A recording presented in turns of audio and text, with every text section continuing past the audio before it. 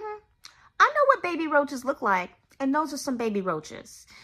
And yeah, I am stepping on kitty litter. But the real question is it clean? I don't know. I think it is. But yeah, those are some baby roaches. What's up? This is Ray with Get Real Ray, a place and space for life and business tips from this creative soul to hopefully help you on your journey. Oh, or at the very least, provide you with some laughs. And so let's get real. Let's get real about what do we owe each other in the world of reviews. Okay, so I've done a couple of videos on reviews, my opinion in terms of their worthiness, their helpfulness, I should say. And I gotta say that recently I have, I don't know. I guess I was really knocking it out of the park.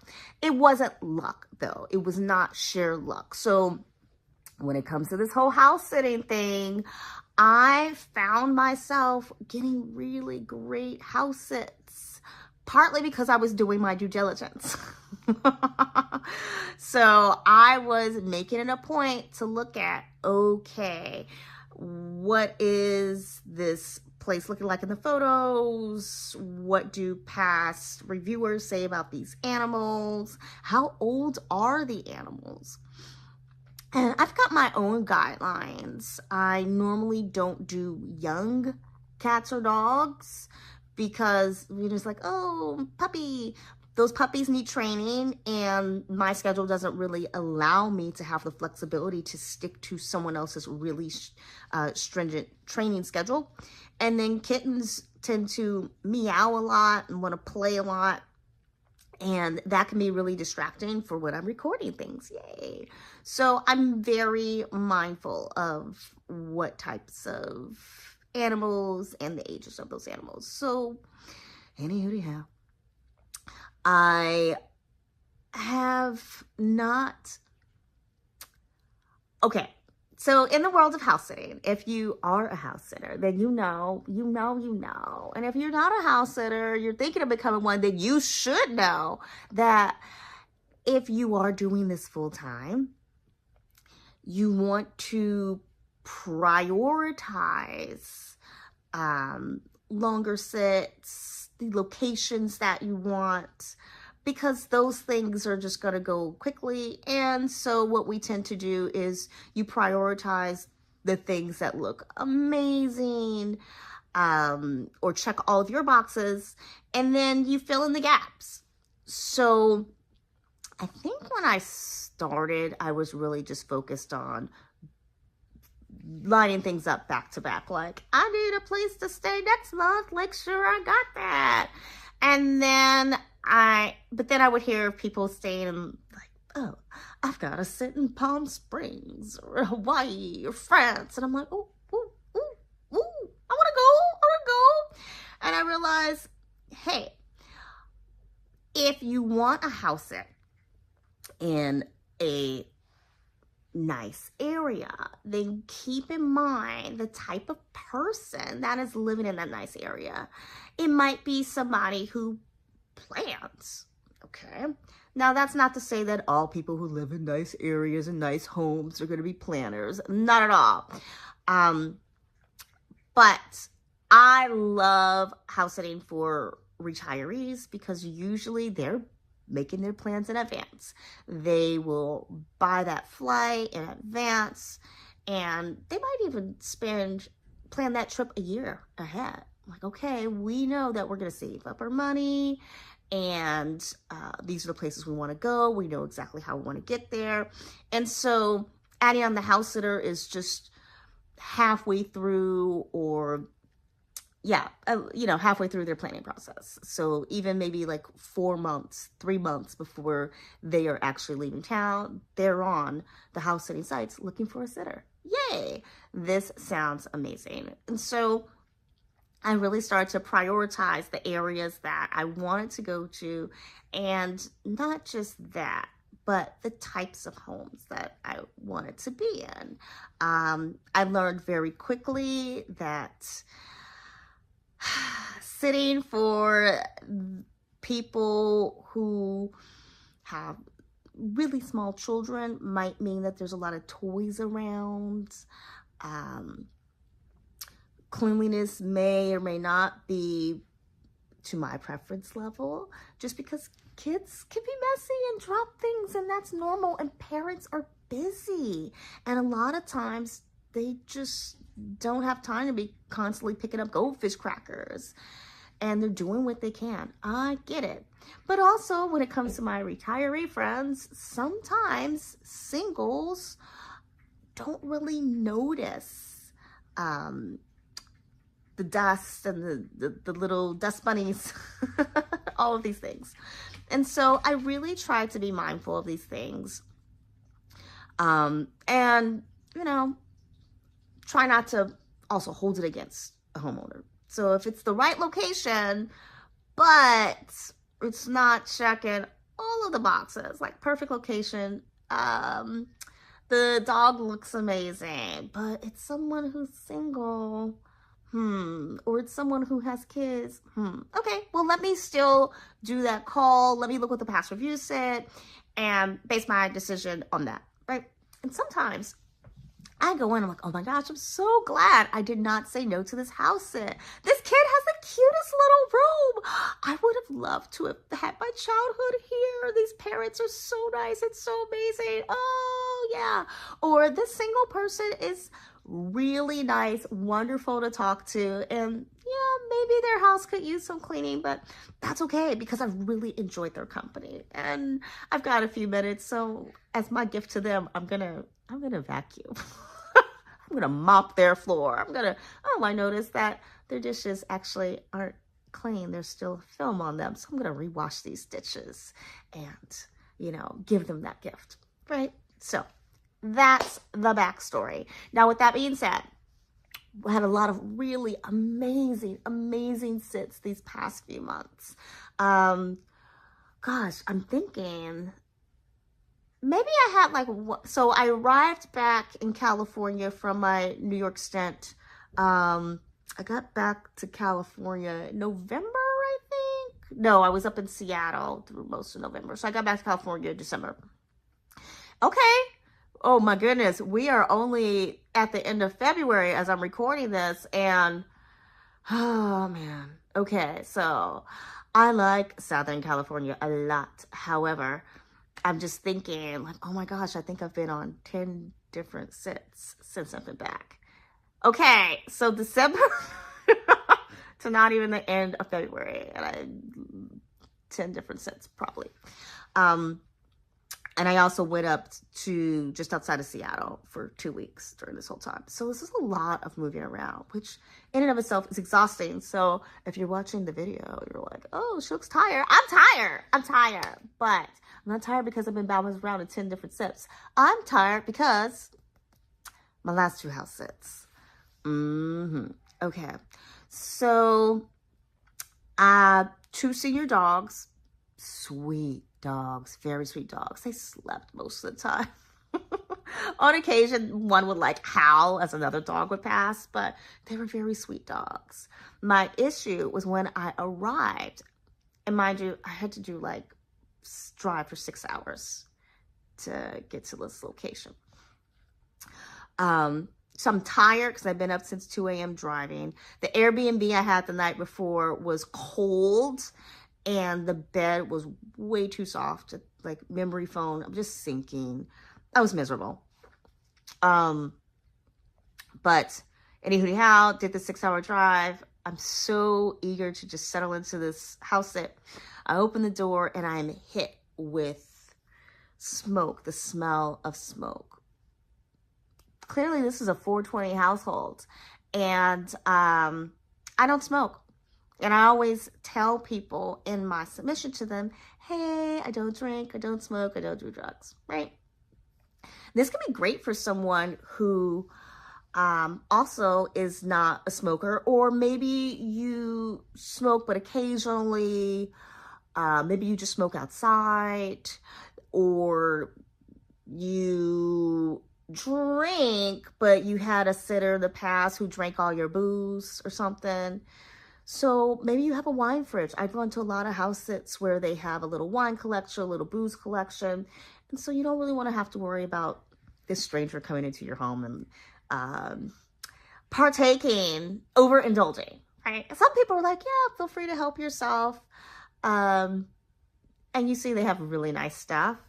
But in terms of manners, it would be rude to be like, oh, let me finish all of your top shelf tequila. Let me finish all your top shelf whiskey. I know that I would be paying a lot of money for this if I went out to a restaurant, but I could drink it here for free. I've seen on the comment boards where people are complaining about, oh, the sitter came in and we said help themselves, and then they ate all of our, expensive steaks or something. Well, you shouldn't have played it out like help yourselves. You weren't quite thinking, the sitter wasn't quite thinking, whatever. So anyhow, the door, the sliding door for this apartment was wide open, and it's on the ground floor.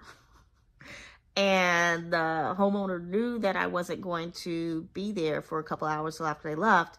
So this is a lot of trust that no one's just going to be like, let me just go on into this place. But whatever. My head started hurting pretty much immediately. My stomach started hurting. It took me a few hours before I took off my coat. I wanted to cry. Actually, I wanted to leave. I've been there for like 30 minutes. I'm like, I don't think I can do this. I might have to leave. I might have to send this person a message saying, I'm sorry, deal breaker, I'm out. And I thought, man, I would hate to get that message.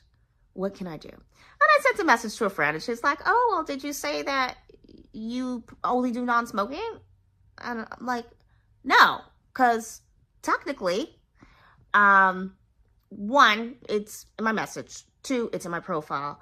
And three, if someone feels that based on their own personal habits, the fact that I don't smoke might be like a thing, then they just don't book me, right? I get it. So I was not loving her response. She was like, oh, just get some candles. Like, no, that doesn't work. That's just masking one odor with another odor. So I wound up like messaging my mom. I found a Swiffer that was scented, so I had to like mop all the floors. There was a fan that didn't really do anything. I boiled some cinnamon, which, having worked in a daycare center, boiling cinnamon or oranges or lemon is a really good way to cleanse the air. And after a few hours, the smell was gone. My head stopped hurting. And I was able to complete the sit. But it was difficult. And usually I leave a note for homeowners saying whatever went wrong and anything relevant that they should know. But I didn't even leave it like a note. I was just like, I don't have time. I'll just text her all of the major things. And I left. So I, Trusted House Sitters wants that review. And I've been trying to figure out, do I put this in the review? Because was the home clean? Yeah, but it smelled of weed real bad. And I noticed that a previous sitter had given 4 stars for cleanliness. And this person had complained about something else in the review. I won't even go into that. But when you walked in, the floors were clean. Not my level clean, but there was like no litter or garbage or anything. But I could see clumps of dog hair under the bed, under the couch, gripping to corners of rugs. So, and on the kitchen counters, there was dog hair. And after I cleaned the whole place, I realized these dogs shed a lot. Why are they shedding? I don't think they get brushed a lot. I do carry my own special brush with me, sterilize between every sit. I used to gift brushes to homeowners. Lately, I've just been gifting treats. because getting the brushes is not super easy. So with that being said, I just took the dogs outside and started brushing them. And then I found that there was less shedding in the home because we were doing the brushing outside and all that loose hair was coming out there. So did this person clean right before I came? Probably not.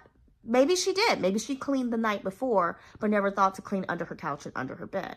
The bed's raised up. I can see her kettlebells under there. I can see big, big clumps of dog hair. So how do I rate this uncleanliness? What do I owe her? Well, I do owe her a direct message about the weed. In my review, I am going to give her 5 stars for cleanliness, but I'm also going to say dogs shed a lot. So you're going to see dog hair. I don't hold it against her for not understanding that some people will be like, oh, that's dirty. That's not clean, right? So I'm taking the situation into account. I am at my next house sit. And my mom, I said, you know, the outside of the building doesn't look great. My mom was like, oh, so you're bougie now. And I'm like, no, that's not it. She said, just say it, you're bougie. And I'm like, that's not it. And I got into the place and I was like, okay, this is what I don't think she understood when I said, the outside of the place. Because once I went inside, is the place clean? Yes. However, I mean, it's clean. However, when I do walk around, I am stepping on kitty litter. I just am. I can feel it under my feet. And when I go into the bathroom where the door was clearly always propped open, I can see that the bottom of the door is just gunked with cat hair and dirt and kitty litter. And I have seen little baby roaches. I actually watched the cat this morning chase after a roach as I was teaching my fitness class. And I thought, ugh. Now, I know what little baby roaches look like. I know what they are. But this is a young couple. They're in their 20s, right? There's cat toys on the floor, but there's no garbage on the floor, you know. I haven't been able to find a broom. Oh, actually, as soon as I said that, I just saw a broom in the corner. I'm like, oh, there it is. Okay, I just found the broom. So I'm probably going to sweep. So I get the feeling, based on different little notes and items that I'm seeing in the home, that this is a space where the inhabitants are really working hard to do the best they can. Maybe neurodivergent, maybe not, you know? But in terms of the baby roaches, that's an apartment building thing. That's not their fault. There's probably somebody who goes around and sprays once a month.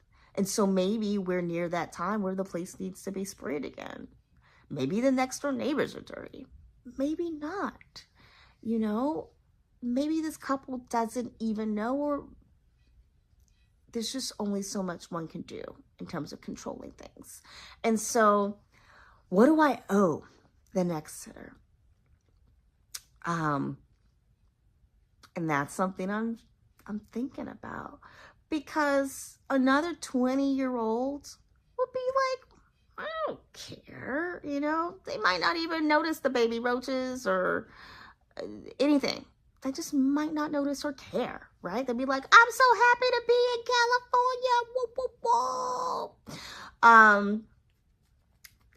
A lot of sitters also might not spend much time in the home. Honestly, they feed the animals, they go out, they do whatever they do, and then they come back, feed the animals. Maybe they go out again, go to bed. I'm here pretty much all day. So that in and of itself is a little bit unusual. It's not that they expect me to be here all day. It's just I have to work.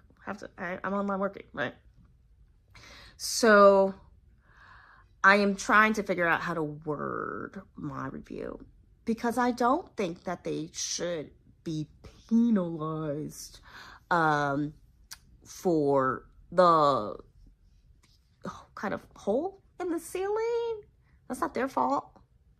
And it's not hurting anyone. It's just, I can see it. And I'm like, that's a hole in your ceiling.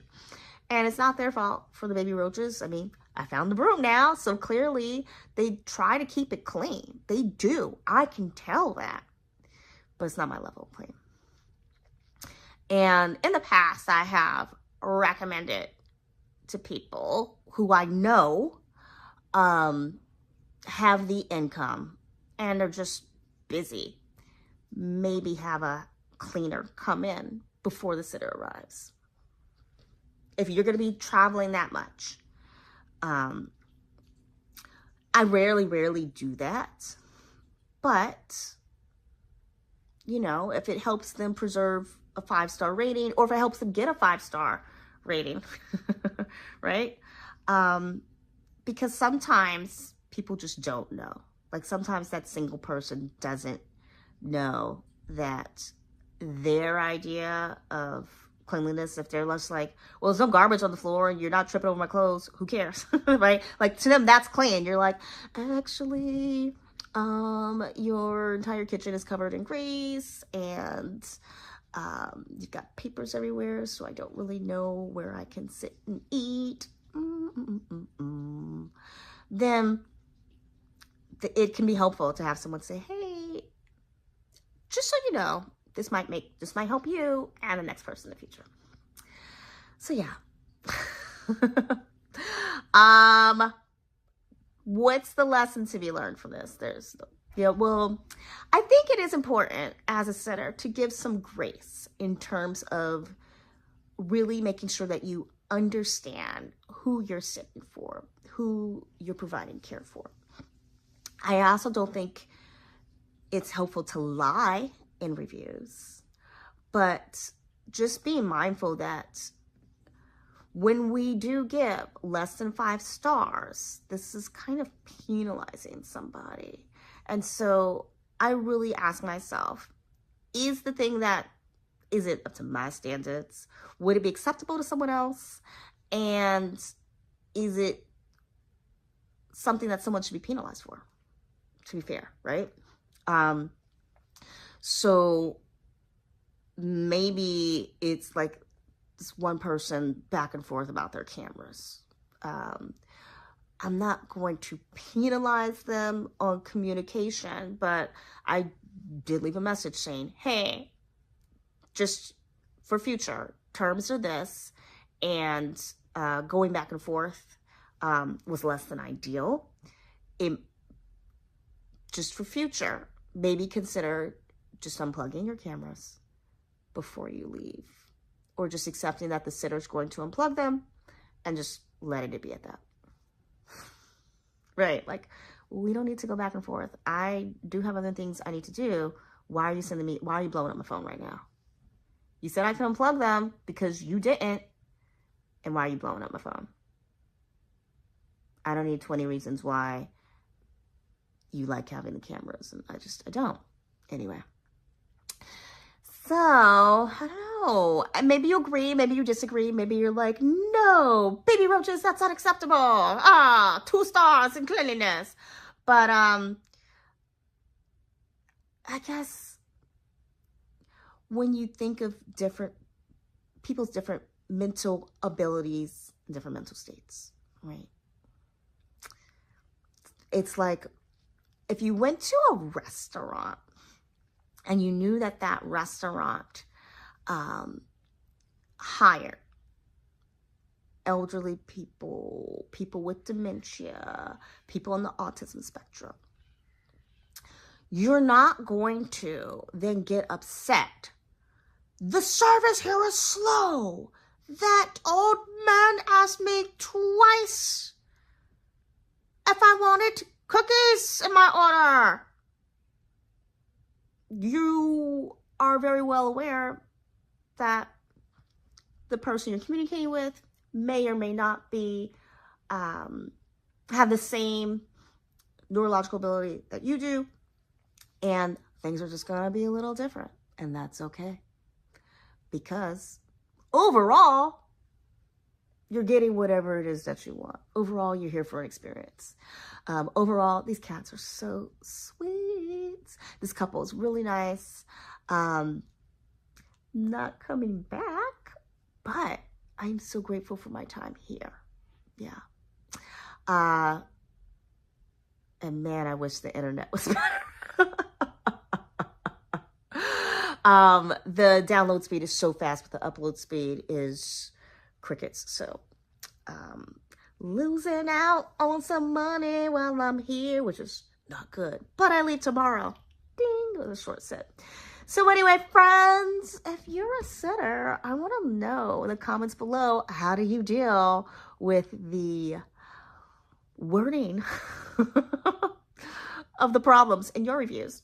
Do you agree? Do you agree that that giving some grace is essential?